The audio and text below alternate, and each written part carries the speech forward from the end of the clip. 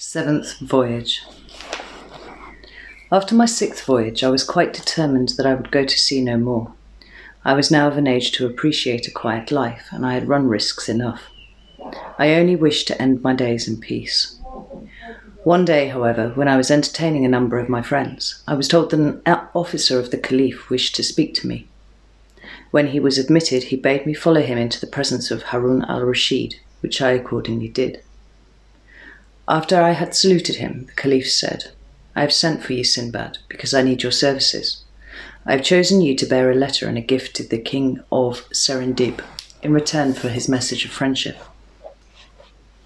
The Caliph's commandment fell upon me like a thunderbolt. "Commander of the faithful," I answered, "I am ready to do all that your Majesty commands, but I humbly pray you to remember that I am utterly disheartened by the unheard-of sufferings I have undergone. Indeed, I have made a vow never again to leave Baghdad." With this, I gave him a long account of some of my strangest adventures, to which he listened patiently. "I admit," said he, "that you have indeed had some extraordinary experiences, but I do not see why they should hinder you from doing as I wish. You have only to go straight to Serendib and give my message, and then you are free to come back and do as you will. But go you must, my honour and dignity demand it." Seeing that there was no help for it, I declared myself willing to obey, and the Caliph, delighted with having got his own way, gave me 1,000 sequins for the expenses of the voyage. I was soon ready to start, and, taking the letter and the present, embarked at Balsora and sailed quickly and safely to Serendib. Here, when I had disclosed my errand, I was well received and brought into the presence of the king, who greeted me with joy. "Welcome, Sinbad," he cried. "I have thought of you often, and rejoiced to see you once more." After thanking him for the honour he did me, I displayed the Caliph's gifts. First a bed, complete with hangings of cloth of gold, which cost 1,000 sequins, and another like to it of crimson stuff. 50 robes of rich embroidery, 100 of the finest white linen from Cairo, Suez, Kufa, and Alexandria. Then more beds of a different fashion, and an agate vase carved with a figure of a man aiming an arrow at a lion. And finally a costly table, which had once belonged to King Solomon. The King of Serendib received with satisfaction the assurance of the Caliph's friendliness towards him. And now my task being accomplished, I was anxious to depart, although it was some time before the king would think of letting me go. At last, however, he dismissed me with many presents, and I lost no time in going aboard a ship which sailed at once, and for 4 days all went well. On the 5th day, we had the misfortune to fall in with pirates who seized our vessel, killing all who resisted and making prisoners of those who were prudent enough to submit at once, of whom I was one. When they had despoiled us of all we possessed, they forced us to put on vile raiment, and sailing to a distant island, there sold us for slaves. I fell into the hands of a rich merchant who took me home with him, clothed and fed me well, and after some days sent for me and questioned me as to what I could do. I answered that I was a rich merchant who had been captured by pirates and therefore knew no trade. "Tell me," said he, "can you shoot with a bow?" I replied that this had been one of the pastimes of my youth, and that doubtless with practice my skill would come back to me. Upon this he provided me with a bow and arrows, and mounting me with him upon his own elephant, took the way to a vast forest which lay far from the town. When we had reached the wildest part of it, we stopped, and my master said to me, "This forest swarms with elephants. Hide yourself in this great tree and shoot all that pass you. When you have succeeded in killing one, come and tell me." So saying, he gave me a supply of food and returned to the town. I perched myself up high in the tree and kept watch. That night I saw nothing, but just after sunrise the next morning a large herd of elephants came crashing and trampling by. I lost no time in letting fly several arrows, and at last one of the great animals fell to the ground. The others retreated, leaving me free to come down from my hiding place and run back to tell my master of my success, for which I was praised and regaled with good things. Then we went back to the forest together and dug a mighty trench in which we buried the elephant I had killed, in order that when it became a skeleton, my master might return and secure its tusks. For 2 months I hunted thus, and no day passed without my securing an elephant. Of course, I did not always station myself in the same tree, but sometimes in one place, sometimes in another. One morning, as I watched the coming of the elephants, I was surprised to see that, instead of passing the tree I was in, as they usually did, they paused and completely surrounded it, trumpeting and shaking the very ground with their heavy tread.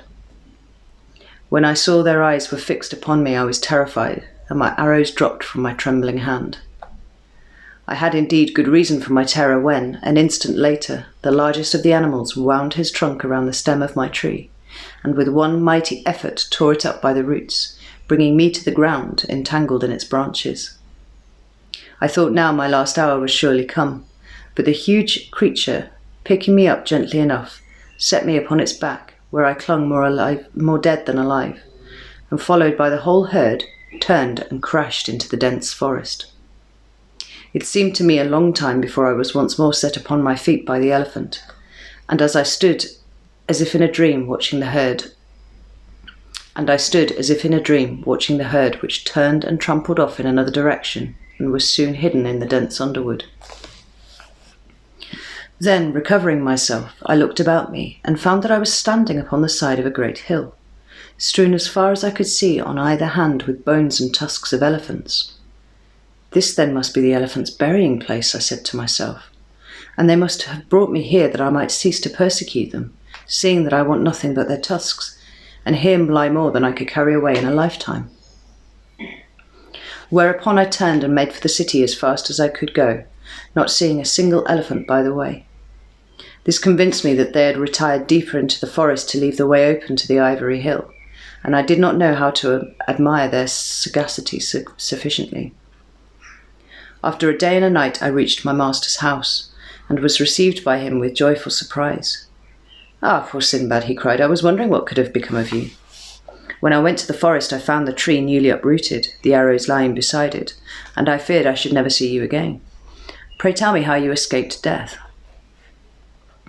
I soon satisfied his curiosity, and the next day we went together to the ivory hill, and he was overjoyed to find that I had told him nothing but the truth. When we had loaded our elephant with as many tusks as it could carry, and were on our way back to the city, he said, "My brother, since I can no longer treat as a slave one who has enriched me thus, take your liberty, and may heaven prosper you. I will no longer conceal from you that these wild elephants have killed numbers of our slaves every year. No matter what good advice we gave them, they were caught sooner or later. You alone have escaped the wiles of these animals, therefore you must be under the special protection of heaven. Now through you the whole town will be enriched without further loss of life. Therefore you shall not only receive your liberty, but I will also bestow fortune and honours upon you." To which I replied, "Master, I thank you and I wish you all prosperity. For myself, I ask only liberty to return to my own country." "It is well," he answered. "The monsoon will soon bring back the ivory ships hither. Then I will send you on your way with somewhat to pay your passage. So I stayed with him till the time of the monsoon, and every day we added to our store of ivory, till all his warehouses were overflowing with it. By this time the other merchants knew the secret, but there was enough to spare for all. When the ships at last arrived, my master himself chose the one in which I was to sail, and put on board for me a great store of choice provisions, also ivory in abundance, and all the costliest curiosities of the country, for which I could not thank him enough, and so we parted. I left the ship at the first port we came to, not feeling at ease upon the sea after all that had happened to me by reason of it. Having disposed of my ivory for much gold and bought many rare and costly presents, I loaded my pack animals and joined a caravan of merchants. Our journey was long and tedious, but I bore it patiently, reflecting that at least I had not to fear tempests, nor pirates, nor serpents, nor any of the other perils from which I had suffered before. At length we reached Baghdad. My first care was to present myself before the Caliph and give him an account of my embassy. He assured me that my long absence had disquieted him much, but he had nevertheless hoped for the best. As to my adventure among the elephants, he heard it with amazement, declaring he could not have believed it had my truthfulness not been well known to him.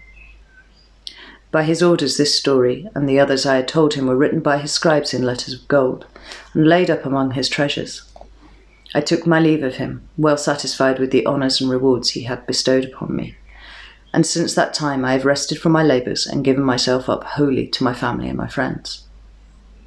Thus Sinbad ended the story of his 7th and last voyage. Turning to Hindbad, he added, "Well, my friend, what do you think now? Have you ever heard of anyone who has suffered more or had more narrow escapes than I have? Is it not just that I should now enjoy a life of ease and tranquillity?" Hindbad drew near, and kissing his hand respectively replied, "Sir, you have indeed known fearful perils. My troubles have been nothing compared to yours. Moreover, the generous use you make of your wealth proves that you deserve it. May you live long and happily in the enjoyment of it." Sinbad then gave him 100 sequins, and henceforward counted him amongst his friends. Also he caused him to give up his profession as a porter, and to eat daily at his table, that he might all his life remember Sinbad the sailor. See you tomorrow.